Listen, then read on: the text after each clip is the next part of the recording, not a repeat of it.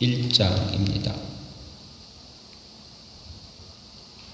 호세아 1장 1절부터 2장 1절까지 보겠습니다.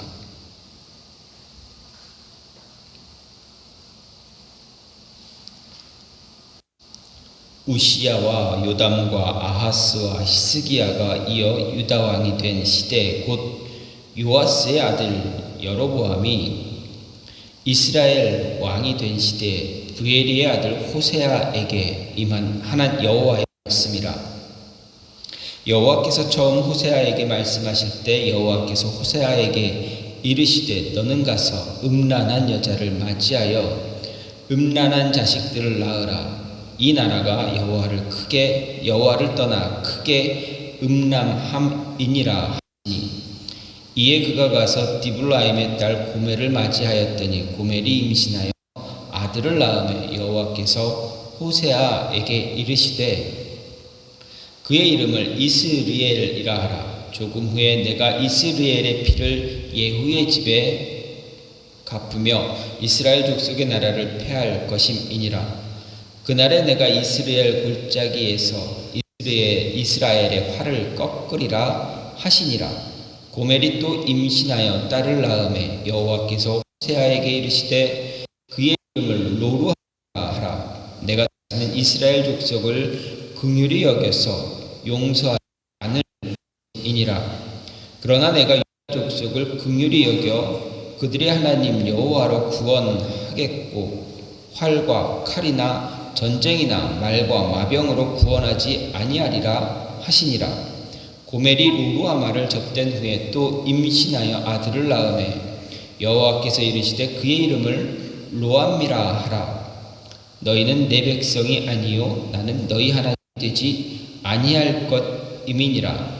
그러나 이스라엘 자손의 수가 바닷가의 모래같이 되어서 헤아릴 수도 없고 셀 수도 없을 것이며 전에 그들에게 이르기를 너희는 내 백성이 아니라 한 그곳에서 그들에게 이르기를 너희는 살아계신 하나님의 아들들이라 할 것이라. 이에 유다 자손과 이스라엘 자손이 함께 모여 한 우두머리를 세우고 그 땅에서부터 올라오리니 이스라엘의 날이 클 것임이로다. 너희 형제에게는 암미라 하고 너희 자매에게는 루하마라 하라. 아멘. 오늘 말씀 호세아 1장 1절부터 2장 1절 말씀입니다. 오늘 말씀은 하나님의 말씀이 선지자 호세아에게 임한 시기가 어떤 때인가를 1장 1절에서 이렇게 이야기해 줍니다. 요담, 아하스와 히스기야가 이어서 유다의 왕이 되었던 시대, 그때에 요아스의 아들 여로보암이 이스라엘의 왕이 된 시대, 그 시대라고 분명히 성경은 이야기합니다. 그 시대에 호세아가 북왕국 이스라엘에서 활동했다라는 것을 이야기합니다.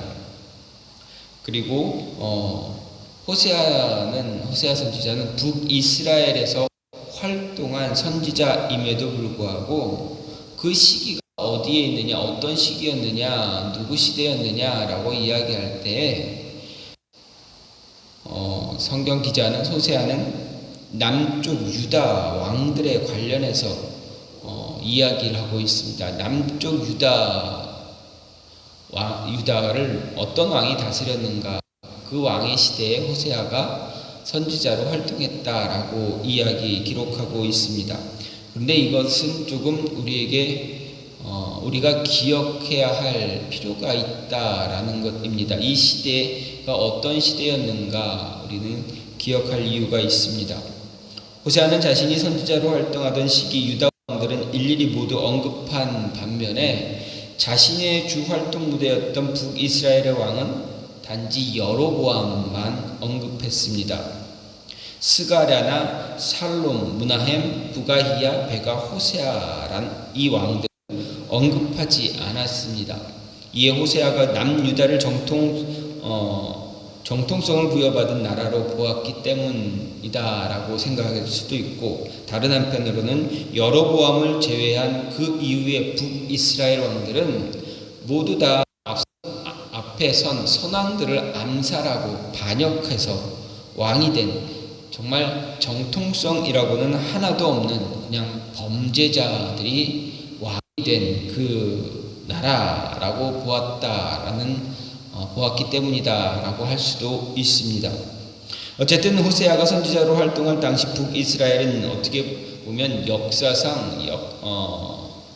역사적 배경을 보게 되면 최전성기다라고 할 수가 있을 만큼 영토를 확장했고, 물질적으로 또 경제적으로도 매우 풍요로웠다라는 것입니다.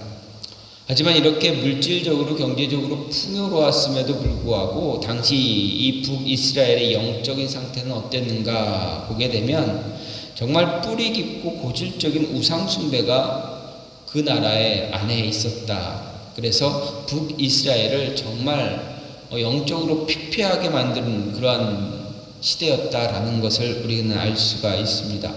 이런 사실은 오늘 말씀에서 나오는 호세아의 결혼과 출산 과정을 통해서도 잘 나타나고 있습니다. 하나님은 호세아를 통해서 하나님이 말씀하시고자 하는 것을 알리시기 원하셨습니다. 그래서 호세아에게 나가서 음녀와 결혼할 것을 명령하셨습니다. 이 명령에 순종한 호세아는 어떻습니까? 그 과 결혼해서 3명의 자녀를 낳습니다.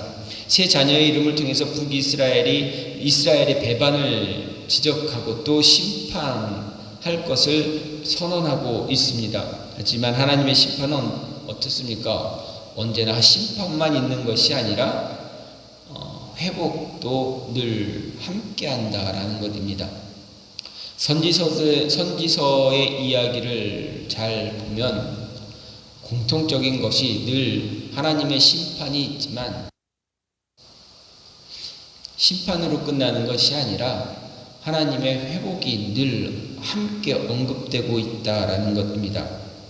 이런 하나님의 회복은 어떻게 보면 무조건적인 하나님이 베풀어 주시는 그냥 무조건적인 은혜입니다. 이스라엘 백성들이, 하나님의 택한 백성들이 어떠한 행동을 했기 때문에 주어지는 은혜가 아니라, 그들이 하나님이 내 명령 잘 지켜라, 너희들에게 준 말씀 잘 지켜라 해서 그들이 잘 지켰기 때문에 주시는 그러한 은혜가 아니라, 언제나 하나님께서 그들에게 아무런 조건 없이 그저 주시는 그러한 은혜다라는 것입니다. 그래서 그들이 포로로 끌려간 이후에도 어떻게 됩니까? 아수르의 포로로 끌려간 북이스라엘이나 바벨론에 끌려간 남유다의 백성들이, 이스라엘 사람들이 그곳에서 하나님을 잘 섬겼습니까? 하나님을 잘 예배했습니까? 하나님께 제사를 바르게 지냈습니까? 그렇지 않습니다. 성경은 어디에서도, 선지서 가운데서 어디에서도 그들이 포로로 끌려간 그곳에서 하나님만 섬겼다, 하나님께만 바른 예배를 드렸다라고 기록한 곳은 없습니다. 그럼에도 불구하고 하나님은 어떻게 했습니까? 이스라엘 백성들을 포로기를 끝내시고 다시 약속의 땅, 하나님이 약속하신 그 땅으로 돌려보내 주십니다. 이스라엘 백성들이 한 것은 아무것도 없음에도 불구하고 하나님은 언제나 그들에게 은혜를 베풀어 주셨다. 어떤 조건도 없이 무조건적인 은혜만 베풀어 주셨다라는 것입니다. 이렇게 오늘 말씀도 이렇게 무조건적인 은혜를 베풀어서 이스라엘을 용서하고 징계로 벌어진 곳에서 귀환할 수 있게 돌아갈 수 있게 해주겠다라는 회복의 메시지까지 약속하고 계심을 볼 수가 있습니다. 즉 하나님은 호세아를 통해서 북이스라엘에게 분명한 메시지를 주길 원하셨다는 것입니다. 그러면 하나님이 이렇게 주고자 하는 메시지가 과연 무엇일까? 하나님이 이스라엘에게 말씀하시는 것이 이렇게 말씀하시는 이유, 메시지를 주시는 이유가 무엇인가? 왜 메시지를 주시는가? 왜 말씀을 그들에게 끊임없이 하고 계시는가? 왜 우리에게 하나님은 말씀을 통해서 끊임없이 우리에게 말씀하기를 원하시는가입니다.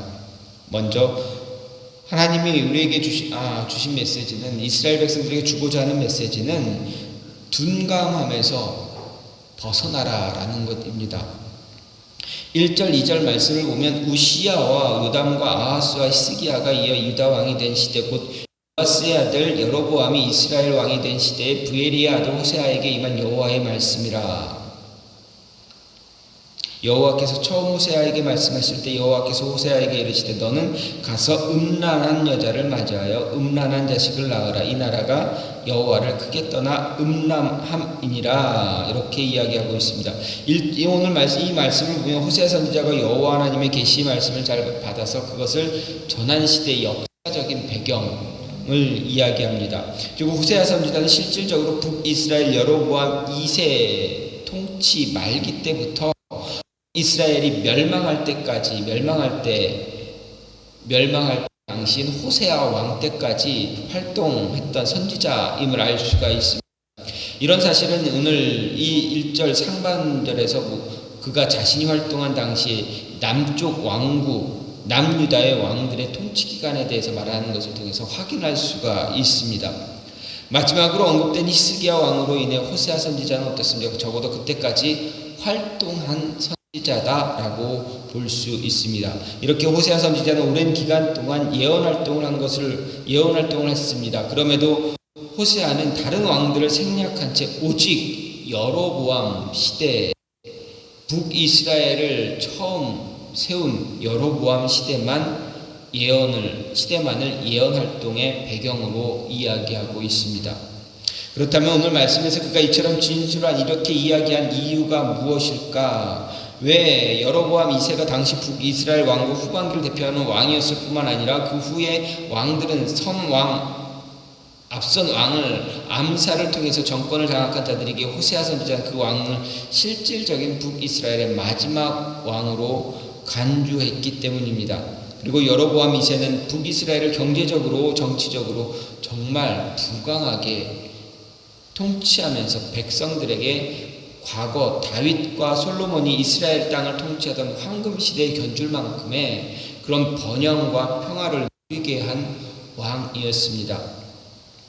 하지만 당시 북이스라엘은 어떻습니까? 경제적으로, 물질적으로는 풍요했지만 영적으로는 그 어느 시대보다 더 깊은 침체를 겪고 있었다라는 것입니다. 백성들은 하나님을 멀리 떠났고 바알과 아세라 등 우상 숭배로 깊은 타락을 맛보고 있었습니다. 타락의 길을 걸어가고 있었습니다. 그들은 여호와를 하나님을 섬기면서 동시에 어떻습니까? 이방의 여러 우상들을 섬기는 혼합적인 종교 생활을 했습니다. 그들의 삶 가운데서는 방탕한 모습이 있었고, 종교적인 매춘, 그리고 속임과 불의, 포악, 이런 것들이 정말 아무렇지도 않게 일어나고 있었습니다. 그들에게 여호와에 대한 헌신과 사랑은 결코 찾아볼 수도 없었고, 동료에 대한 자비와 인애는 이미 사라진 지가 오래되었습니다. 그야말로 북이스라엘 전체가 하나님의 말씀과 동떨어진, 완전히 단절된 삶을 살았습니다. 극한 영적 흑암이 북이스라엘을 뒤덮고 있었다라는 이야기입니다. 그 가운데서도 호세아 선지자는 어땠습니까? 하늘을 향해 자신의 귀를 열었습니다. 하나님의 음성에, 하나님 말씀에 귀를 열고 있었습니다. 어둠을 뚫고 비추시는 하나님의 그 계시, 하나님의 메시지를 들을 수가 있었습니다. 그래서 그는 한 줄기 빛과 같은 그 말씀을 영적 어둠 속에서 신음하던 백성들에게 강력하게 외친 것입니다. 이처럼 호세아 선지자가 활동한 시대는 국가적으로나 또 육적으로나 정말 부강했던 시기였다라는 것을 알 수가 있습니다. 하지만 어떻습니까? 좀 전에도 말씀드렸습니다. 영적으로는 하나님과 완전하게 단절되었던 그 시기다라는 것입니다. 이스라엘에게 있어서 하나님과 단절되었다라는 것은 어떻습니까? 이스라엘이 더 이상 존재할 가치를 잃어버렸다라는 것과 마찬가지입니다. 하나님과 단절된 이스라엘은 더 이상 특별한 나라가 아닙니다. 하나님과 단절됨으로 인해 둔감해진 이스라엘을 두려워할 나라가 있습니까? 없습니다. 과거 이스라엘의 역사를 보십시오. 과거 이스라엘 사사시대든 어떤 시대든 하나님과 단절된 이스라엘은 오히려 주변 나라의 조롱거리가 되고 놀림거리가 되고 주변 나라의 어떤 조공을 바치는 그러한 수치와 수모를 겪는 그러한 나라에 불과했습니다. 하나님이 함께하지 않는 이스라엘은 단지 그런 나라입니다. 아무런 힘도 없고 주변 나라 무엇 하나 뛰어난 것이 없는 그런 나라입니다. 하지만 하나님이 함께 하셨던 이스라엘은 어떻습니까? 하나님이 함께 했던 다윗 시대, 솔로몬 시대, 그 시대는 어떤 나라였습니까? 이방 나라가 이 이스라엘을 어떻게 넘볼 수 없는 그런 강력한 나라였습니다. 주변의 모든 국가들을 다 정복한 그 시대였습니다. 하나님이 함께하니 두려워할 나라가 없었다라는 것입니다. 그런데 하나님과 단절됐더니 어떻게 되어버립니까? 이제 주변 이방 나라가, 이방 민족들이 이스라엘을 두려워하지 않습니다. 어떤 영향력도 주변에 줄 수가 없는 그런 나라로 변해버렸습니다. 그렇기 때문에 하나님과 단절된 이 나라는 정말 쓸모가 없는 그런 나라가 되어버렸습니다. 이 북이스라엘이 이렇게 둔감하게 된 이유, 이렇게 하나님과 단절돼서 쓸모가 없는, 전혀 존재할 가치가 없는 나라가 되어버린 이유 무엇입니까? 그들이 그만큼 둔감해졌기 때문입니다. 영적으로 둔감해져 버렸기 때문입니다. 바로 하나님과 단절되었기 때문입니다. 하나님과 영적인 단절로 인해서 미래도 없고 소망도 없는 그런 나라가 되어버렸습니다. 하나님이 이렇게 영적으로 둔감해진 북이스라엘을 향해서 분명하게 선포하시는 메시지는 이 둔감함을 버려야 한다라는 이야기입니다. 둔감함을 버리기 위해서 호세아 선지자는 하나님이 자신에게 음란한 여인과 결혼하는 메시지를 주었다라는 것을 잘 보여줍니다. 이 음란함을 버리지 이겨내지 못하고 또 육체적으로도 그 음란한 삶을 벗어나지 못하게 되어집니다. 모든 삶이 망가지게 되어진다는 이야기입니다. 그래서 오늘 이 말씀에서 호세아 선지자가 이야기하는 것은 둔감함에서 속히 벗어나라 라는 것입니다. 이것은 단지 당시에 북이스라엘 호세아 선지자 그 시기에만 해당되는 것이 아니라 지금 우리에게도 동일하게 해당되고 있습니다. 우리 영적인 모습이 우리 영혼이 둔감해지면 어떻게 됩니까? 하나님과 멀어지게 됩니다. 멀어지게 되면 어떻게 됩니까? 아무런 존재 가치가 없게 되어지는 그런 모습만 갖게 됩니다. 두 번째로 하나님이 이스라엘에 주고자 하는 이 메시지는 무엇입니까? 하나가 되는 것입니다. 11절 말씀을 보면 이에 유다 자손과 이스라엘 자손이 함께 모여 한 우두머리를 세우고 그 땅에서부터 올라오리니 이스라엘이 날이 클 것이다 라고 이야기하고 있습니다. 여기서 유다 자손, 이스라엘 자손이 함께 모여서 한 우두머리를 세운다 말씀합니다. 그리고 그 땅에서 올라올 것이라 예언을 하고 있습니다. 여기서 말하는 유다 자손, 이스라엘 자손은 바로 남유다와 북이스라엘을 이야기합니다. 그런데 한 우두머리가 누구인지는 정확하게 언급되어 있지 않습니다. 하지만 이 말은 분명 이스라엘 하나님의 인도하심을 따라서 분명하게 회복될 것이다 라는 이야기를 전해주고 있다라는 말씀입니다. 이 회복을 이끌 한 우두머리가 누구인지 정확히 알 수는 없지만 사람들은 이 지도자를 포로기 이후 귀환을 이끈 스룹바벨로 이야기하기도 하고 또 구속사적인 측면으로 생각했을 때 예수 그리스도다라고 이야기하기도 합니다. 누구로 보든 상관은 없습니다. 하지만 정작 중요한 것은 우두머리가 누구인가, 그 땅이 지향하는 바가 무엇인가 하는 것이 아니다라는 것입니다. 오늘 말씀은 하나님께서 자신의 백성을 회복시킬 때 어떤 일이 일어나는가에 대해서 이야기하고 있기 때문입니다. 여기서 초점을 맞춰보면 진실된 회복이 무엇인가입니다. 우리가 집중해야 할 것은 진실된 회복이 무엇인가입니다. 호세아 선지자가 말하는 하나님의 백성의 회복은 분열이 치유되는 것입니다. 일치된 영으로 한 지도자를 따른다라는 사실입니다. 지금 나라가 어떻게 됐습니까? 남과 북으로 나누어진 상태입니다. 그렇다면 남과 북이 하나가 되어졌다라는 이야기입니다. 회복이 되면 회복은 하나가 되는 것이다 라는 것입니다. 과거 남유다와 북이스라엘이 솔로몬이 죽은 뒤에 분열되고 정말 많은 전쟁을 치르기도 하고 갈등을 거듭했지만 회복의 날에는 그들이 하나가 돼서 일치해서 하나가 되고 화목하게 되고 한 영으로 한 지도자를 따르고 한 목표를 지향하는 삶을 살 것을 이야기하는 것입니다. 회복은 바로 그것이다 라는 구체적인 것을 이야기하고 있습니다. 그렇다면 호세아를 통해 하나님이 말씀하시기를 원하는 것은 바로 하나된 이스라엘입니다. 다시 말해 하나가 된 교회를 이야기합니다. 하나가 된 공동체를 말합니다. 분열된 공동체, 분열된 교회, 분열된 이스라엘이 아니라 하나로 화합한 이스라엘, 교회 공동체를 말하고 있습니다. 그렇다면 이 메시지는 당시 이스라엘에게만 유효한 것이 아니라 지금 우리에게도 동일하게 유효한 것입니다. 분열된 교회, 분열된 공동체, 분열된 이스라엘이 아니라 하나가 이스라엘이 되기 위해서 가장 필요한 것은 둔감함으로서 벗어나는 것입니다.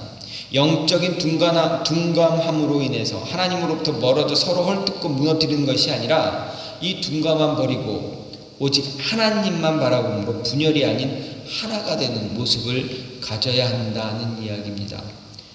영적으로 둔감해지면 어떻게 됩니까? 말씀이 들리지 않습니다. 그러면 어떻게 됩니까? 진리가 기준이 되지 않습니다. 우리의 삶의 기준이 되어지지 않습니다. 진리가 기준이 되지 않고 자신의 생각이 기준이 되어져 버립니다. 그러면 하나가 아닌 둘, 셋으로 분열되어지게 됩니다. 기준이 무너졌기에 서로가 합하는 자끼리 뭉치게 되고 합하게 됩니다. 뜻이 맞지 않으면 어떻게 됩니까? 또 나누어집니다. 분열합니다. 서로를 세우기보다는 자신이 더 높은 곳으로 올라가려고 합니다. 자신을 따르지 않으면 넘어뜨리기 위해서 혈안이 되어 버립니다. 영적으로나 육적으로나 음란해짐으로 하나님을 바라보지 못하고 스스로 만든 우상만 바라봅니다. 형식적으로 하나님을 찾습니다. 부하고 강성해졌지만 영적으로 타락한 이 북이스라엘과 똑같은 모습이 되어버린다라는 이야기입니다. 스스로를 만족시키기 위해서 하나님만 아니라 스스로가 만든 우상에 절하고 스스로가 우상이 되어버린다라는 말씀입니다.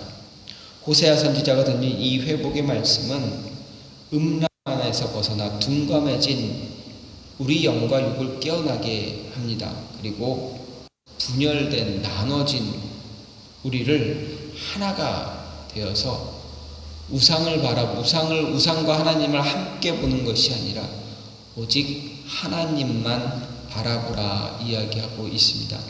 마지막으로 말하는 하나님이 말씀하시는 그 메시지는 무엇입니까? 새로운 삶에 관한 것입니다. 2장 1절 말씀을 보면 너희 형제에게는 암미라 하고 너희 자매에게는 루아마라 하라 이렇게 이야기합니다. 앞에 구절을 생각해 보면 로암미가 아니라 로암미 앞에는 처음에는 로암미다라고 이야기했습니다. 근데 그 로암미가 아니라 암미다 이야기하십니다. 로루하마가 루하마다라고 말씀하십니다. 하나님께서 회복된 이스라엘에 대해 오늘 말씀은 세 가지를 말했습니다. 이스라엘의 날이 클 것을 말하고 너희 형제에게 암미라 자매에게 루하마라 칭할 것을 말하고 이런 표현 앞에서 호세아가 낳은 아들들과 땅의 이름과 전혀 상반된 것을 이야기합니다. 그리고 앞에서 말했듯이 호세아가 낳은 자녀들의 이름 이스라엘의 비극적인 운명을 나타내는 것이었음에도 불구하고 반면에 오늘 말씀 이 본문은 그들의 운명이 축복된 것, 영광스러운 것으로 바뀔 것이다 말하고 있습니다. 즉 회복에 대해서 이야기하고 있는데 이 회복은 전혀 새로운 삶을 사는 것이다 라는 것입니다. 이스라엘의 경우 그것은 비극적으로 저주스러운 지명이었지만 장차 하나님은 그것을 크고 영광스러운 땅으로 바꿀 것이다 라고 말씀하고 있습니다. 또 그들의 형제 자매에 대해서 암미라 루아마라 칭하는 것은 전에 하나님의 말씀을 끝내 거역해서 불순종으로 일삼던 그들이 죄악에 인박해 살아서 하나님으로부터 긍휼도 인도도 받지 못했던 그들이 이제는 하나님께 속해서 하나님의 무한한 자비와 긍휼을 체험하고 하나님의 완전한 인도를 받게 될 것이다 이야기하고 있습니다. 과거와 다른 하나님의 심판의 때와 다른 회복의 모습은 이제 과거 로암미가 아니라 루아마 암미의 모습으로 변화되었다라는 것입니다. 그들이 이스라엘이 로루아마에서 루아마로 변할 때, 로암미에서 암미로 변할 때 그들이 행한 것이 무엇이 있습니까? 이스라엘이 행한 것은 아무것도 없습니다. 무엇을 어떻게 했기 때문에 변화된 것이 아니라 하나님께서 전적인 은혜를 주셨다. 무조건적인 은혜를 주셨다라는 것입니다.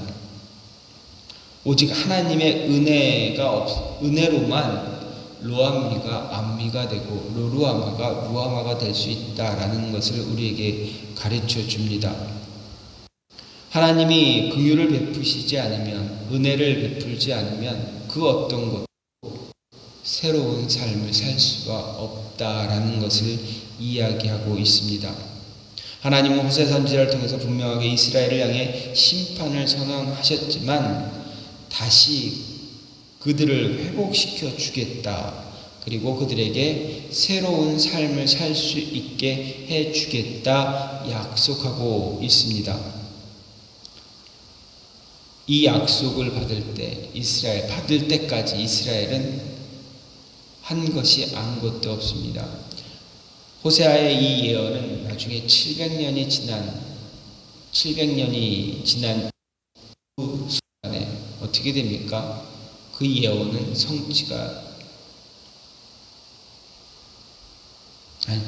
호세아가 이 예언은 훗날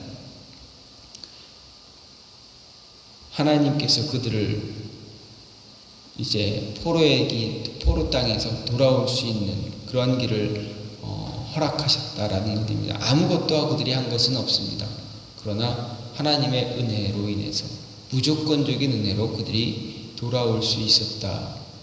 하나님이 약속한 그 약속의 땅에서 그들이 새로운 삶을 살 수 있었다라는 것입니다. 이렇게 하나님은 둔감함 때문에 죄를 지어도 죄인 줄 몰랐던 그 모습에서 새로운 삶을 살 수 있도록 길을 열어준다라는 이야기입니다. 둔감함 때문에 죄를 지어도 죄인 줄 몰랐던 그 모습에서 벗어나 하나님 앞으로 나와야 합니다. 따라서 내 안에 존재하는 그 많은 우상들을 모두 버리고 오직 한 분 하나님 앞으로 나와야만 합니다. 그래야 나뉘어진 영적인 모습이 하나님 은혜 안에서 하나가 될 수가 있습니다.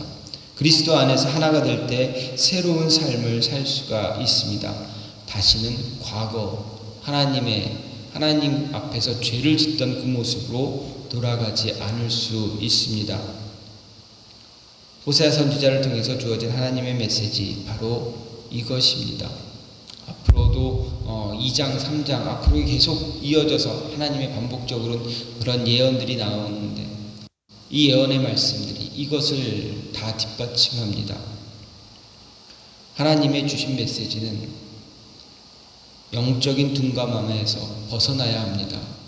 하나님과 단절된 관계를 다시금 이어야만 합니다. 회복해야 됩니다. 그리고 하나님만 바라보아야 합니다. 하나님을 바라볼 수 있어야 그 둔감함에서 벗어날 수가 있습니다. 둔감함에서 벗어나면 영적으로 육적으로 그 음란한 모습에서 회복되어집니다. 벗어나게 됩니다. 진실된 모습으로 하나가 되는, 영적으로 하나님과 하나가 되는 그런 모습을 가질 수가 있습니다. 그래야 하나님이 주시는, 하나님이 인도하시는 새로운 삶으로 들어갈 수가, 새로운 삶을 살 수가 있습니다. 선지자를 통해서 하시는 그 말씀이 우리에게도 주어지는 말씀입니다. 영적인 둔감함, 음란함 때문에, 세상적인 유혹 때문에 둔감해지는 때가 참 많습니다. 이 모습에서 벗어나서 하나님만 바라보고 하나님과 나와의 여러분과의 관계가 하나가 되는, 분열되고 나뉘어지는 것이 아니라 하나가 되는 모습 같고, 그로 인해서 하나님이 이끌어 주시는 새로운 삶을 살아가는 그러한 모습이 저와 여러분 안에 있기를 간절히 소망합니다. 시간같이 기도하기를 원하는 것은, 하나님, 우리에게 주신 이 메시지를 통해서 우리가 오직 하나님만 바라볼 수 있게 해달라고, 진실된 모습으로 하나님과 하나가 되는 관계의 모습을 갖게 해달라고, 둔감함을 버리고 하나가 되어 우리에게 주신 새로운 삶을 우리가 잘 살아갈 수 있는 자들 될 수 있게 해달라고 이 시간같이 기도하는